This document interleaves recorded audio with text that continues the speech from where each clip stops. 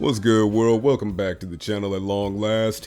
I'm sitting here reflecting on my childhood, and I can honestly say that I don't regret not getting to grow up in any other time period. The 90s and the 2000s was unmatched if you ask me, but of course I'm biased. So, as you guys can see in the title, we're going to be focusing on hip-hop in the year 2000 specifically.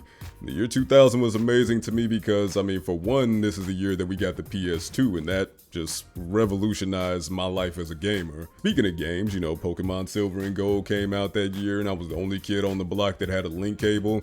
And you kids these days don't know how good y'all got it with Wi-Fi and shit, man. We had to actually, sit side by side with a fucking USB cord going from one Game Boy to the other. The Rock and Triple H were beating each other's asses every week, and I was glued to the TV even though it seemed like that feud would never end. It was still going down. I was stuck on it. And not to mention, my Lakers won their first championship in 12 years, so that's always a bright spot for me as well. But more to the point, hip-hop was definitely changing in this time, and whether it was for the better is up for debate, but I do think that we started to get a lot more diversity than we had in the 90s when things were more fixated on what was going on between the East and the West. The year 2000 to me kind of symbolized the turning point where we were finally just moving away from that stuff. More on that later. So I got inspiration to do this video from a YouTuber by the name of Wrestle with Andy, which if any of you guys are wrestling fans, you probably have seen his videos already, and he does deep dives on wrestling in certain years and certain factions and all that stuff, so it's pretty dope. Figured we do a hip-hop spin on that, and if you guys enjoy this, definitely just drop a comment, let me know what other years you want to see, and once I'm done getting situated with this move, I'll make that happen as soon as possible. So with that being said, man, let's get right to it.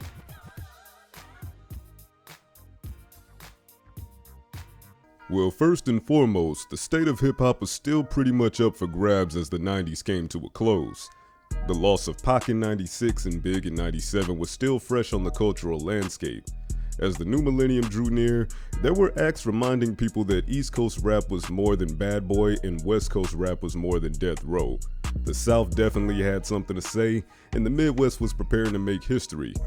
But at the start of the year, Hot Boys by Missy Elliott featuring Nas, Eve, and Q-Tip set at #1 on the Billboard Hot Rap Songs chart from November 27, 1999, all the way until April Fool's Day of 2000, a whopping 18 weeks. No other single that year would replicate that amount of success. In January, the Lox would release their second album, We Are the Streets.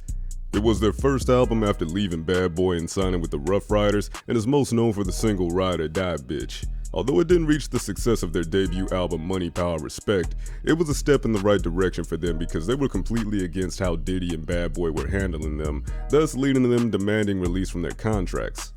Literally 2 days later after this release, a 17-year-old Lil Boosie will release his debut album Youngest at a Camp. Not his most notable work, as it only sold 10,000 copies, but I felt it was worth mentioning. What's unfortunate to note is that 7 days into the month of February, the world would lose Big Pun to a heart attack at the age of 28. His posthumous album would come out a couple of months later and reach gold certification within 3 months. His first posthumous single was It's So Hard featuring Donnell Jones, and this song is most famous for the video because it had a shit ton of cameo appearances honoring Pun, some of which were LL Cool J, Busta Rhymes, Missy Elliott, Nori, DJ Khaled, Mac 10, Nas, Wyclef, Diddy, Prodigy, and J-Lo to name quite a few. The way hip-hop came out to honor this man was honestly beautiful, as it really showed how united hip-hop can be when it wants to be. Quotes from this song are still even referenced today. Cruise Control by Joey Badass contains a recent example of this. But life is continued work. It's constant learning. The whole concept of retirement, I don't even buy into. We should constantly be working, maybe not physically working, but we could be spiritually, emotionally working toward bettering ourselves and bettering the lives of others around us. In the year 2000, Lauryn Hill would take her first official hiatus from the industry.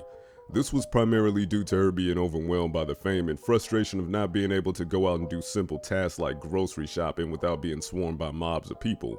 People grew concerned because she fired her management team and hired a spiritual advisor who many likened to a cult leader. Despite the controversy behind her actions, I can't blame anyone for wanting to take a break from people. I hate walking into Walmart and no one even knows who the hell I am. Bone Thugs and Harmony would see a bit of a resurgence with their Resurrection album in late February.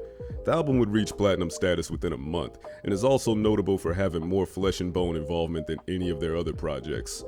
Speaking of Flesh and Bone, this was a year where he faced a potential 19-year prison sentence for assault with an AK-47 in violation of probation. The presiding judge opted for lenience after being made aware of the abuse and trauma that Flesh endured as a child.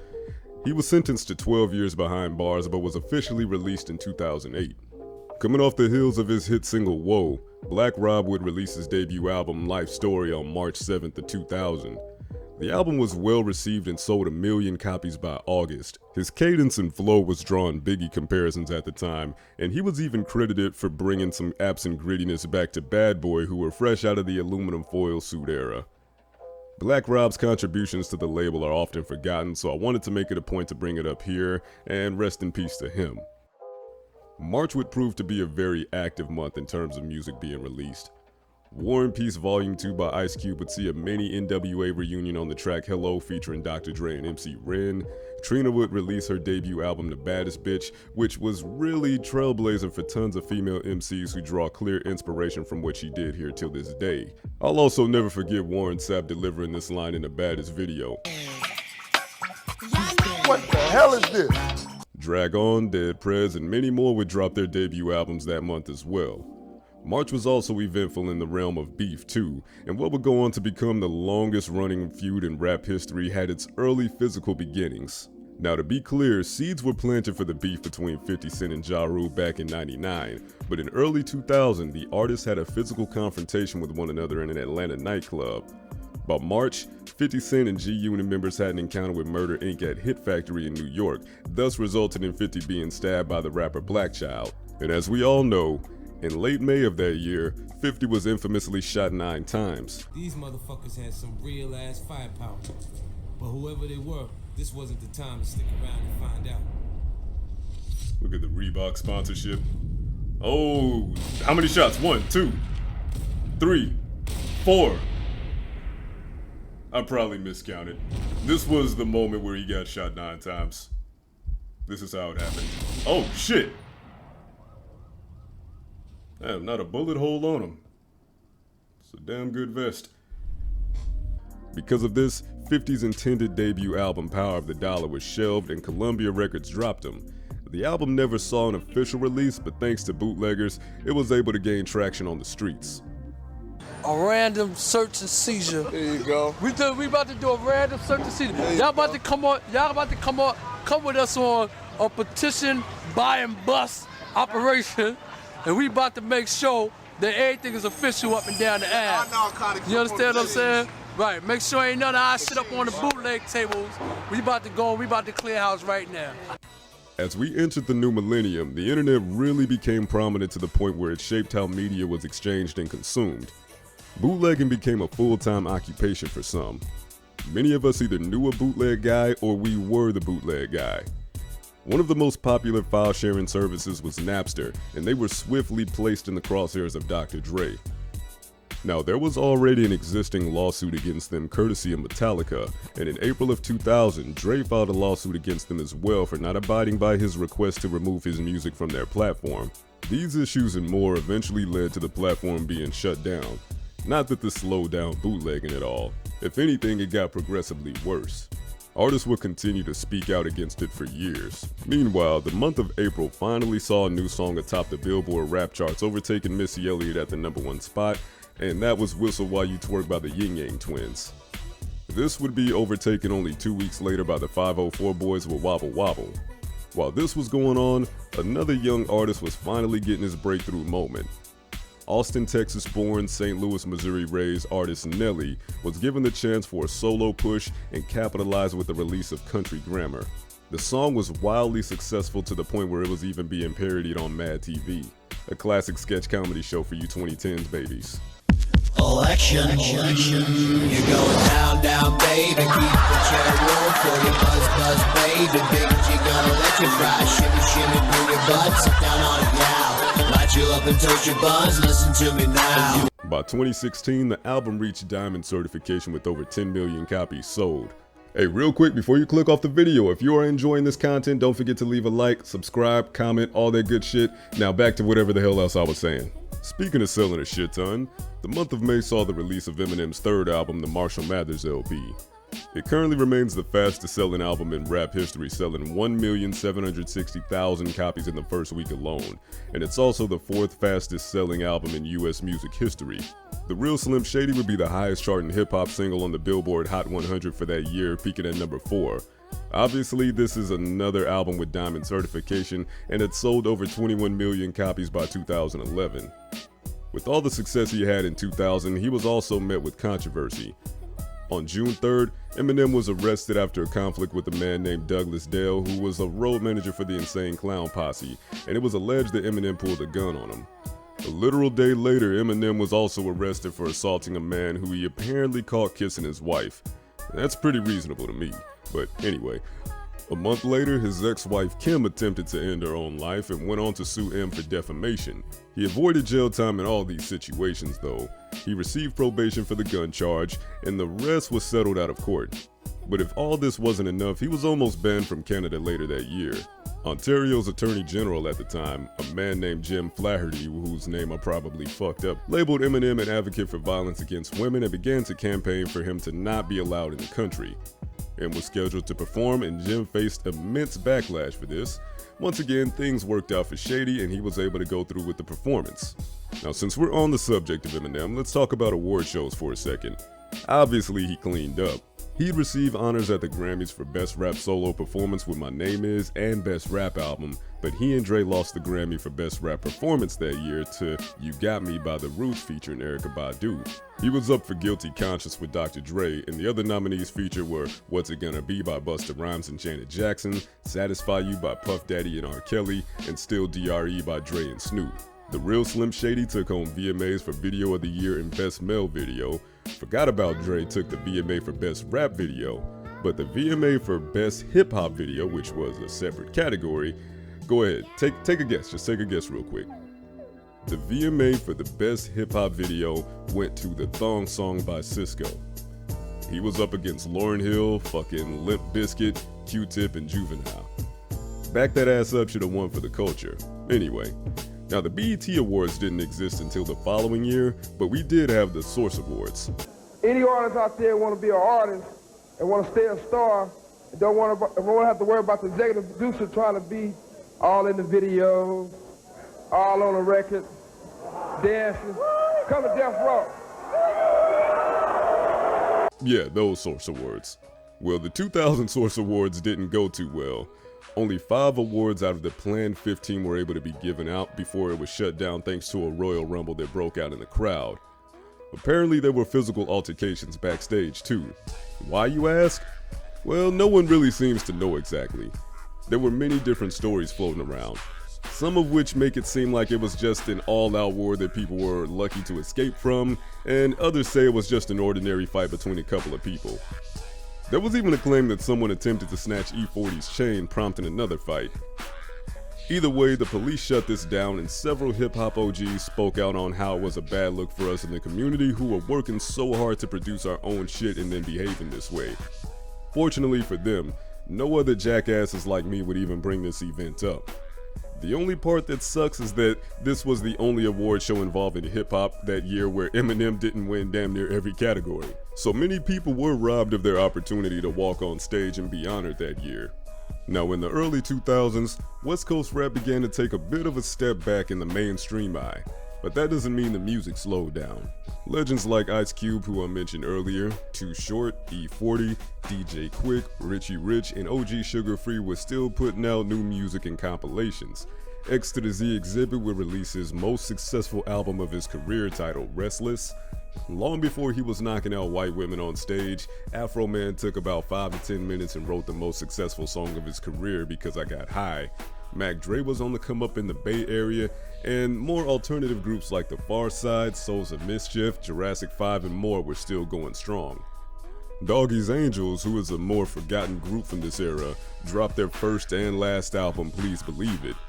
The female rap trio formed by Snoop Dogg actually had some success, but after their debut album was released, they were sued by Columbia Pictures for infringing on Charlie's Angels. That was basically the beginning of the end, despite the group being renamed to just The Angels. The group was disbanded in 2002, and by 2005, group member Chan Gain sued TVT, their label, for $100 million in royalties that she hadn't received. And this was settled out of court the following year. But let's circle back to the East Coast real quick and see what else was going on over there.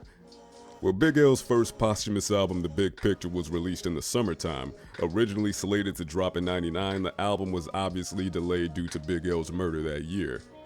Cameron released his second album, SDE, which was recorded a year sooner, and it's not mentioned much when people typically discuss his discography, but it debuted at number 14 on the Billboard Hot 200, and the most known single was What Means the World to You. The Truth by Beanie Sigel was not only his first studio album, but also was known for housing some of the earliest production from Kanye and Just Blaze, who were just recently added to the Rockefeller roster. Busta Rhymes put out Anarchy, the last album he released under Elektra Records before signing with J Records. Lil' Kim saw success with the notorious K.I.M., which became the best-selling rap album by a female artist that year, reaching platinum status within a month and a half. At the time of me writing this, we're about 2 weeks away from the 22nd anniversary for Shine's self-titled debut album, which released on September 26, 2000. The song Bonnie and Shine was my favorite track, but Bad Boys had the game in a chokehold and had a lot of us out here like,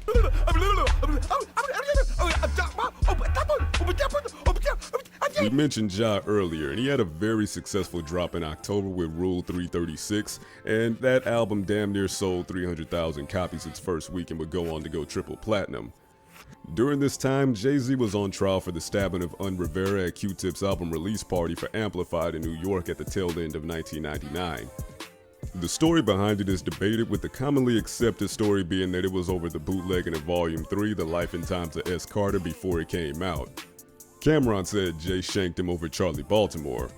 Nas said his man did it and made Jay take the blame. Now, I don't agree with any of that. I personally believe that Hov did it, and he has gone into detail on it many times over the years, but who really knows? But anyway, Halloween of 2000 saw the release of what began as a Rockefeller compilation album but found life as Hov's fifth album, The Dynasty, Rock La Familia. And this album would feature Guilty Until Proven Innocent featuring R. Kelly, which didn't age the best. The other two singles were I Just Wanna Love You, which was very successful and changed the game. Unfortunately, Kenny the Jet Smith ruined the latter for me. Cause when it comes to flavor, see you can't taste mine, so don't waste time, cause I can take you baseline to baseline. I got loot, see I see how them stars feel. Back in the days, I caught wreck as a Tar Heel. The Dynasty was obviously very successful, selling over 557,000 in the first week, giving Jay-Z yet another #1 album. QB's Finest, a compilation work with Nas and his recently established Ill Will Records, would feature songs by the man himself and New York artists like the Bravehearts and Mobb Deep. This is the album that gave the world Uchi Wally and The Bridge 2001. The latter included disses at Rockefeller Records, and we know how tensions would reach a boiling point publicly the following year. Also in this year, we saw Prodigy take a short break from Mobb Deep and release his first solo project, HNIC. Wu-Tang, who had spent time apart releasing solo projects, came together for their third studio album, The W, which was very well received. And Memphis Bleek would drop his second album near the end of the year, which was most known for a song that was essentially released a year earlier on Jay-Z's album. Is That Your Chick was on the European version of Volume 3, The Life and Times of S. Carter, but it didn't contain Bleek's verse, just Missy and Twister. The song is listed moving forward with the lost verses annotated in the title. The lyrics and the hook were changed from them saying that's Jay and them to that's Bleek and them, and this is Bleek's last song to chart on the Hot 100. Shout out to Timbaland for an absolutely timeless beat. Now, obviously the South had something to say this year. In addition to the earlier mentions, Outkast put out Stankonia, which is the highest rated album from this year, and for good reason. The 5-time platinum album really took Big Boy and 3 Stacks to another level in terms of their public perception and the idea of how creative Southern hip-hop could really get. As people, Andre 3000 and Big Boy were as opposite as it could be, but musically they were extremely synchronized and worked well off each other. On top of that, they quickly solidified themselves as two of the best lyricists in the game. If it weren't for Jay-Z, this album would have undoubtedly debuted at #1. but it sold 30,000 less copies first week than Dynasty. So Fresh So Clean, Miss Jackson, B.O.B., I'll Call Before I Come, man, so many classics, no two songs sounded alike. Aside from them, 3 6 Mafia would start seeing mainstream success courtesy of When the Smoke Clears 6661, an album that sold 1 million copies by the end of the year. Lil Jon and the East Side Boys would release We Still Crunk, their second studio album, which is probably most known for B.I.B.I., specifically the remix featuring Ludacris. Speaking of Luda, he released Back for the First Time, which is technically his second album following Incognito, but his first album with a major label. That label being Def Jam South with DTP as the subsidiary. The album debuted at number 4, and by 2009 it sold over 3 million copies. What's Your Fantasy was the lead single, but Southern Hospitality was my personal favorite. Before the world knew he was fucking weird, Mystical had his most successful year with Shake Your Ass and Danger carrying him to a #1 album. Out in Texas, Lil Flip actually independently released his debut album, The Leprechaun, which saw decent success on the underground. Zero would chart for the first time on the US top R&B and hip-hop charts with Zero vs. the World, and Scarface would release his 6th album. His work on Last of a Dying Breed earned him Lyricist of the Year honors the following year at the Source Awards. Elsewhere, a young Lil Wayne was putting in work. In Between the Block Is Hot and 500 Degrees, Lil Wayne would release Lights Out in 2000. A couple of classic records from that include Shine and Get Off the Corner. But I can't believe I talked this much about the year 2000 without mentioning the one and only Bow Wow. But now on the real, this was the year that Bow Wow officially made his mainstream debut with the single Bounce With Me. His debut album Beware of Dog would release on September 26th. Shad may be a social media punching bag these days, most times his own doing, but selling 101K first week as a kid is very impressive. Anyway, at this point in the video I decided to just go over random things like songs that topped the charts and most successful albums. So here's a list of every song that hit #1 and the amount of weeks they remained there. As mentioned earlier in the video, Hot Boy spent several months at #1. Baby If You're Ready by Doggys Angels featuring LaToya closed the year at the top and held it down for 8 weeks. The highest charting single in 2000 was The Real Slim Shady, which peaked at #4 on the Billboard Hot 100. And again, M also had the album with the highest first week sales, the Marshall Mathers LP, selling 1,760,000 copies in the first week. And Stankonia is currently the highest reviewed rap album from this year on Metacritic, holding a score of 95. But y'all, that is gonna do it for this video. I definitely appreciate anybody who stuck around for this long. Obviously, I didn't talk about literally everything that happened in the year 2000, but that's because this script is nearing 4,000 words. So if you have any other moments that you want to bring up, leave a comment below. Let's get a discussion. Let's bring back the nostalgia, whatever the case. Also, don't forget to leave a like, leave a comment. Comment if you want me to talk about another year. We'll go ahead and do a deep dive on that once I'm settled after I move. And other than that, man, yeah, special shout out to y'all. Until next time.